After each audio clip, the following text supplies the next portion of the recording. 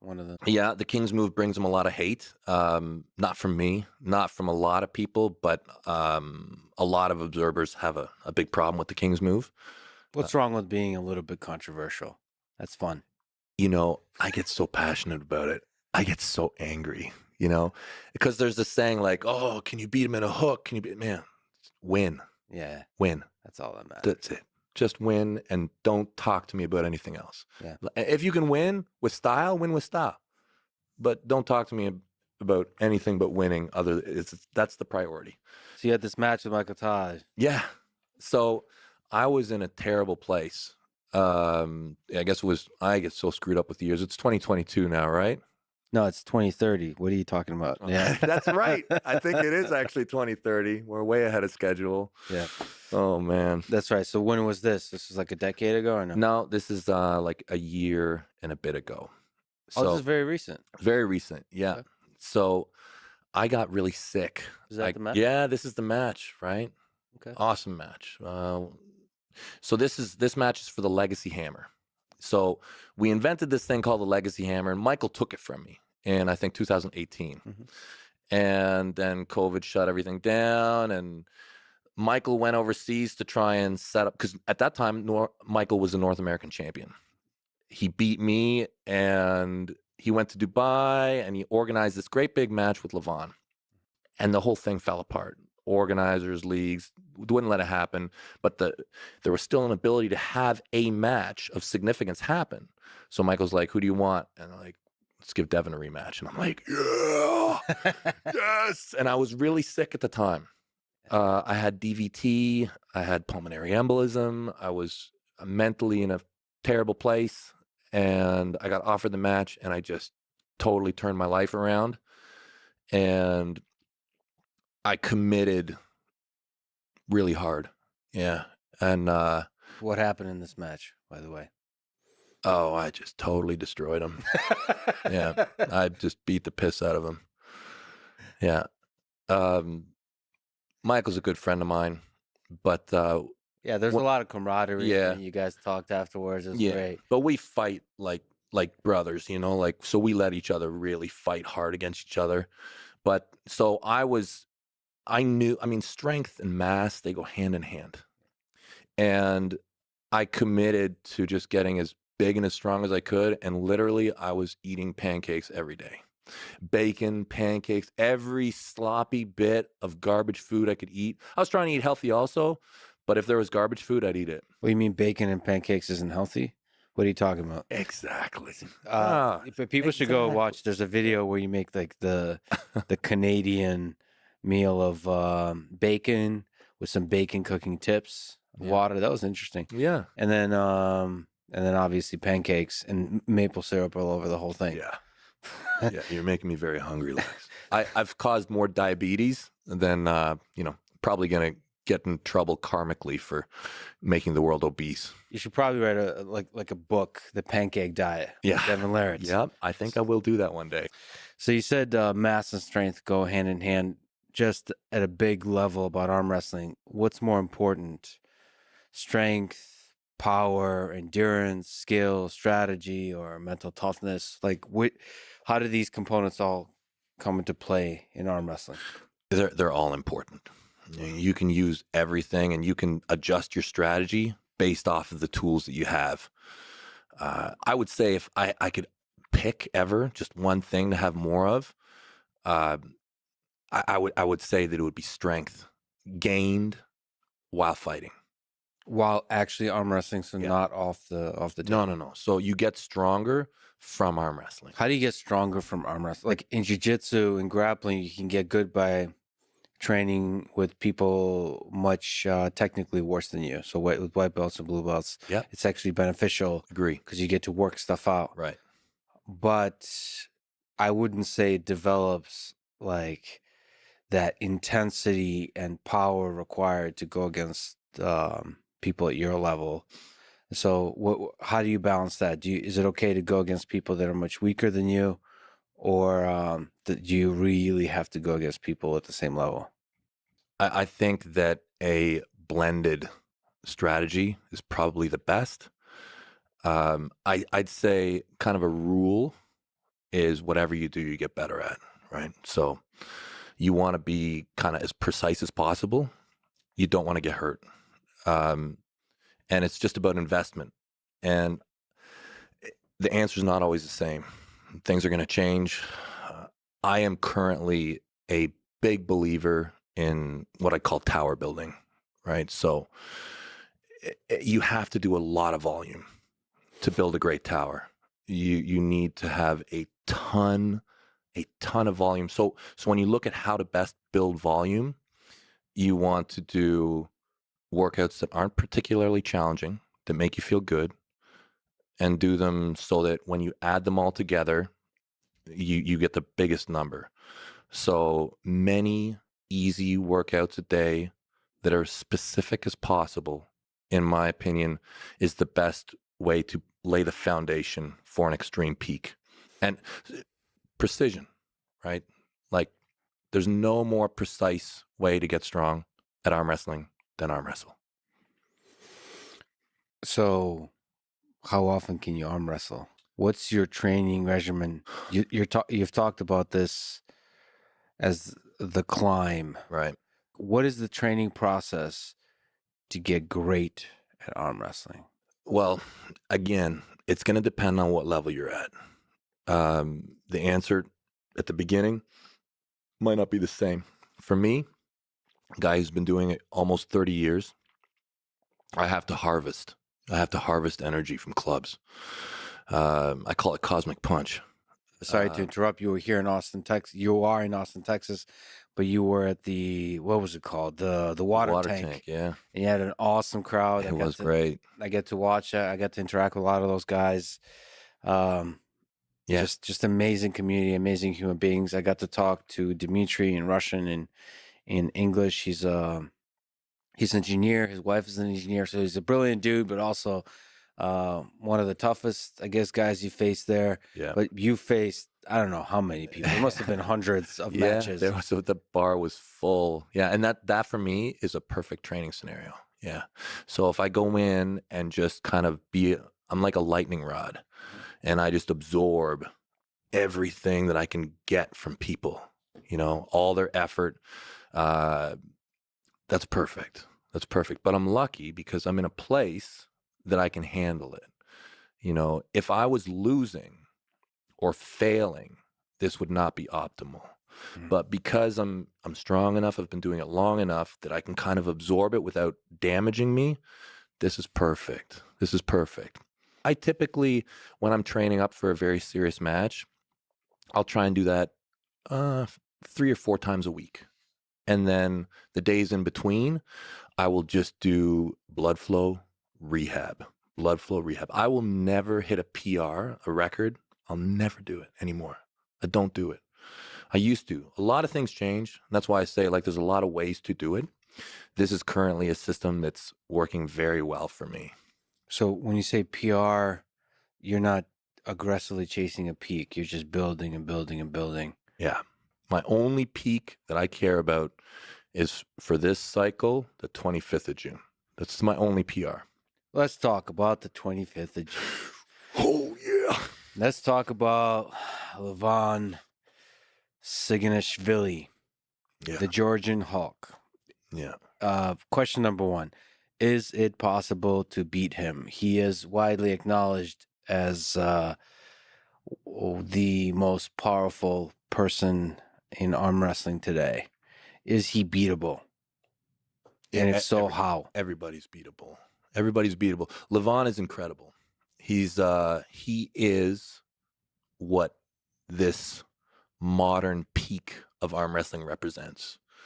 So for people who are just listening, we also have an overlay of a video of Levan going against Vitaly Lenin, another top 3 person in the world, perhaps, in arm wrestling.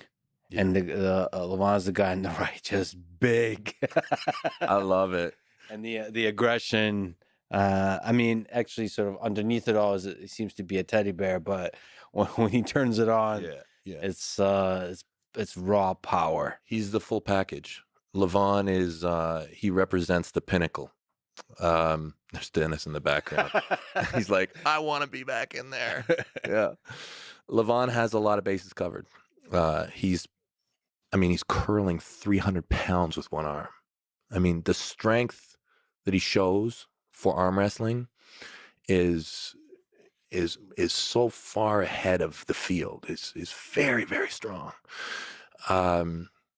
But it's absolutely possible. It's absolutely possible. The one thing that I'm confident about, well, I'd say there's two things. The two things I'm confident about is that I have more experience than he does. And experience counts for a lot.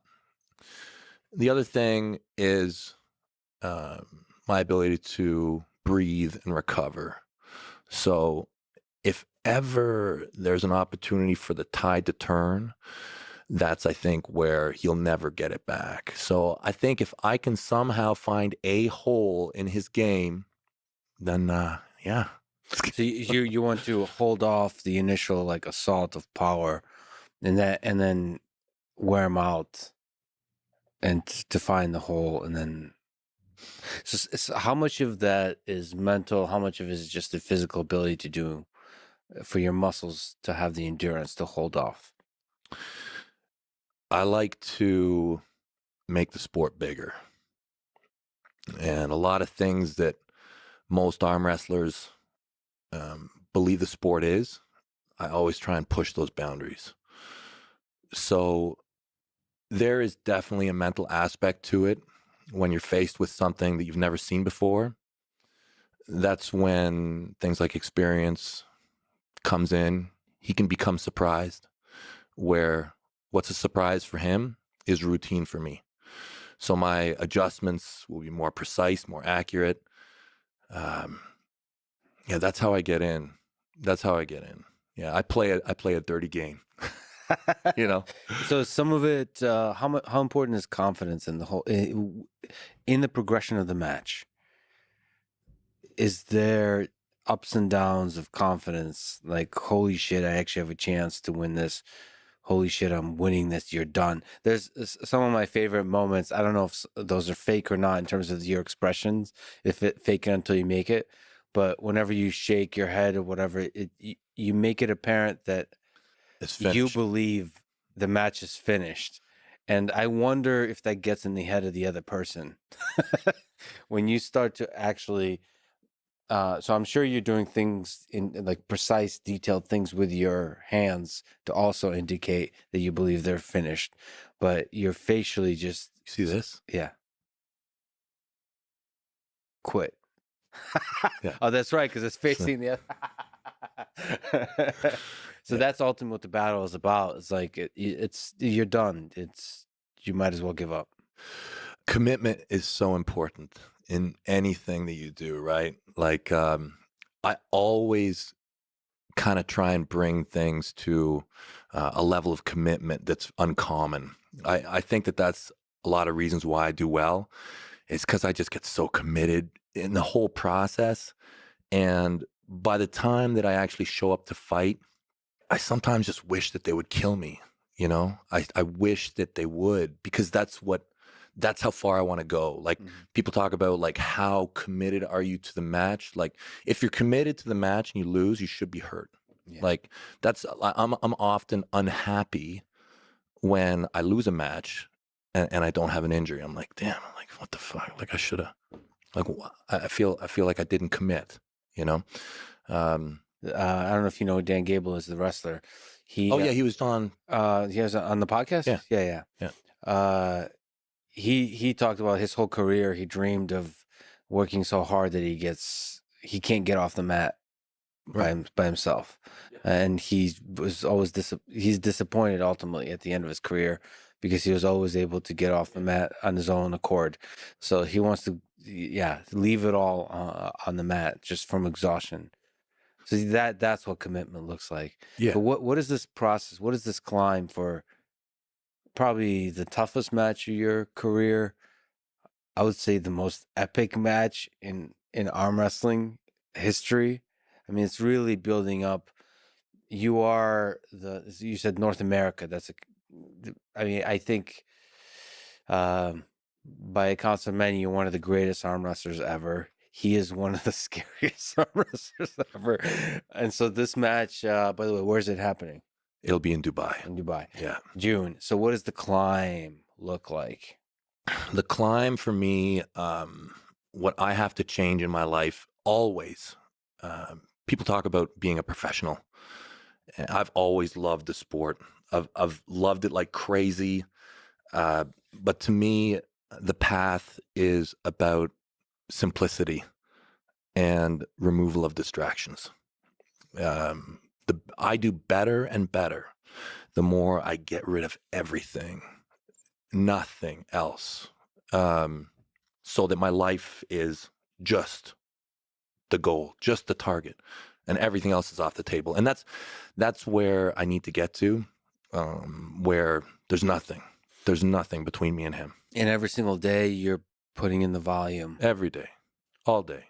Now you said you worked out. So yesterday you did hundreds of arm wrestling matches, and then today you said in the morning you still worked out. So what was that workout? So you're mixing up stuff where you're doing weights also? This morning, I try to really focus on what's administratively easy. That's a big part of it for me with everything I do. So I just travel with bands. Yeah, I got bands with me, and it's rehabilitative in nature. So I'm really focusing on blood flow, feeling good, doing proper movements. But yeah, just a band workout in the hotel room. What does a band workout look like? So are you doing the arm wrestling movement? Are you doing see that? See what you did there? What's that? Yeah, it's you want to bring them in. Now, up. Oh, the up thing? Up into your center, right? Yeah. You think, what can you control out here? No, you bring everything close. You want that's it. Don't worry about pinning. Pinning happens once it's close to you. Yeah. Pinning is, people always think about pinning. You don't think about pinning. How much of the body is a part of this too? Like the core, the torso, because it feels like there's that almost like a Mike Tyson punch power, right? Yep. Does it come from the hips too and the legs? It's a whole body the thing? whole body. It's definitely the whole body. Like everything is working. You're connected to the table at times as far as your base. Sometimes your base is your feet, but a lot of times you can base off the table. So you can base off your hips. But I'll tell you, no arm wrestler cares about doing squats. No arm wrestler is doing planks. Yeah. Okay. It's all about the forearm and the actions of the hand. Yeah. That's always the limiting factor. You look at a guy like Oleg Zok. Okay. Do you know this guy?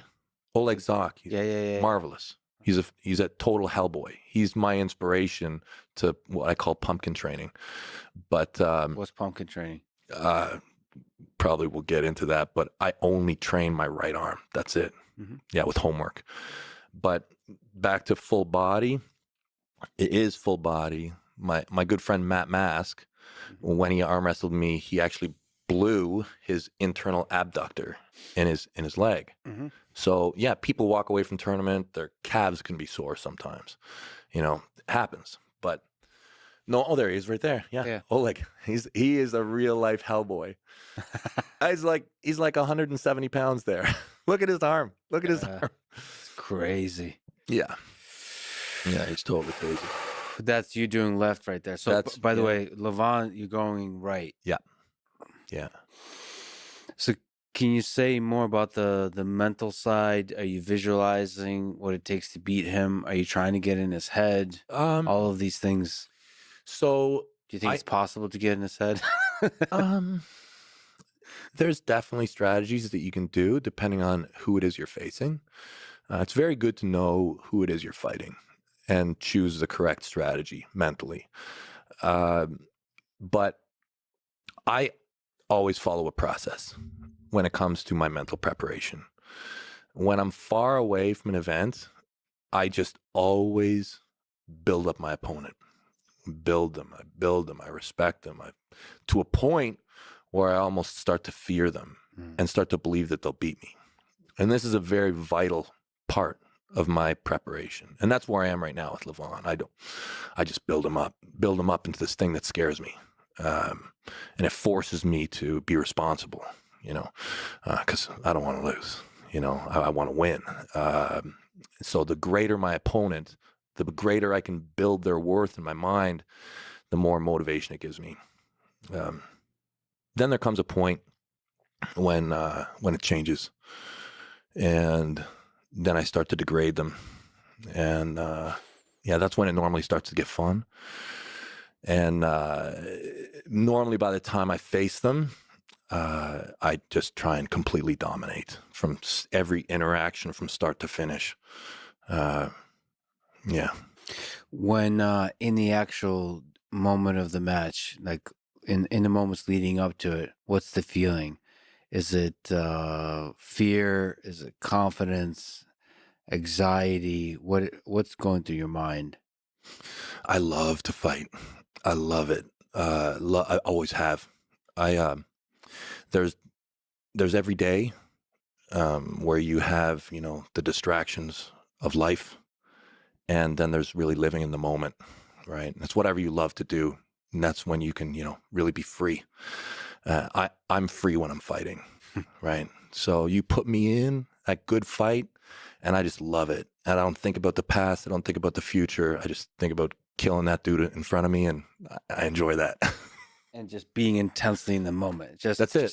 Just right there, just fighting as hard as I can. Do you study the opponent? Like, have you for this particular match? Do you study videos of Levon? I've seen everything. I've read everything. I get opinions from other people. I watch very closely. Yeah. What do you make of his evolution? So he's grown in size, but also you've talked about his evolution technically as well. Mm. What in studying him, since we're in the build your opponent to be terrifying stage, what makes him great? He's very impressive. The greatest thing about him is his strength. That's the thing that sets him apart from everyone. His strength, specialized strength, exact strength for arm wrestling. I believe it's unmatched. Can we just linger on that word strength? Mm-hmm. What does strength mean? What does it feel like? Are we talking about bicep, like shoulder? Are we talking about like whatever controls the wrist? Yeah. Is it how does strength manifest? Like when I touch your hand, when we grab arms, I feel like, fuck, that's strong. There's control, right? What is that feeling? Well, where does that come from? Where in arm wrestling, when you're at the top of the world, where does that come from? So it's chains. There's chains of strength. And in arm wrestling, this is like technical strength. Okay. And we use these technical chains to fight each other. The chains that I'll talk about is, so remember how we talked about the post, this upwards drive, this ability to close this angle? This is a chain. It can be used. It's a technical attack. It's also an attack that can be built with training. Just the ability to just drive upwards. There's a chain where you cup, right? Cup your wrist in. Cup your wrist in, and the anchor and the chain brings you right to your heart, right to your center, right? This chain, and this can be done at any time. There's a pronation chain, and that's to turn your thumb over, right? Turn your thumb over, and you attack the person's cupping chain. And there's a huge number of muscles involved in each of those chains. And that's why I say it's a chain, right? But they're movements, and these movements you can develop in the gym or through practice. So you don't mean, so it's easy to sort of interpret strength to mean how much you curl, essentially. Yeah. But you mean the chain. It's all has to do with and that's people talk, is it a bicep? I mean, yes, there's bicep for sure involved, but I'll always be inaccurate if I try and tell you like what muscles are so I prefer to explain it in a movement, and then everything that's involved to do that movement. Right. Yeah. And Levon's movements for arm wrestling are incredibly impressive. What do you attribute to? How much of that is genetics? How much of it is some training thing he's doing? I think that Levon is very special in terms of his genetics. Like not everybody can be Levon, Yeah. There's not many Levons out there. But what I've encountered and the bias that I always see, like when people talk about people like Levon, they discount the other side so very quickly. And the thing is, Levon rarely has to show the other side because he's so far ahead. You talk about the technical application of the sport.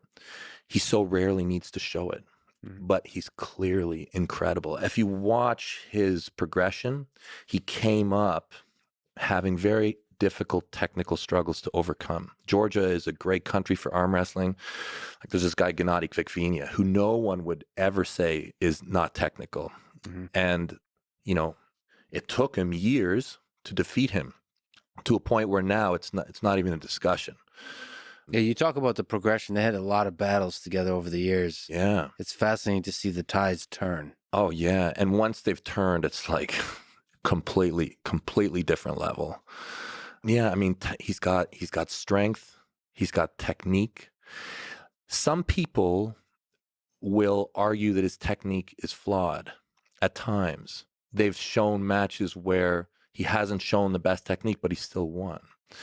And I think sometimes he just plays with people, you know, like there's a famous match that he had with, they call him the Bruce Lee of arm wrestling, a guy called Ongarbayev, Kurtagali Ongarbayev. They had a match in the top 8.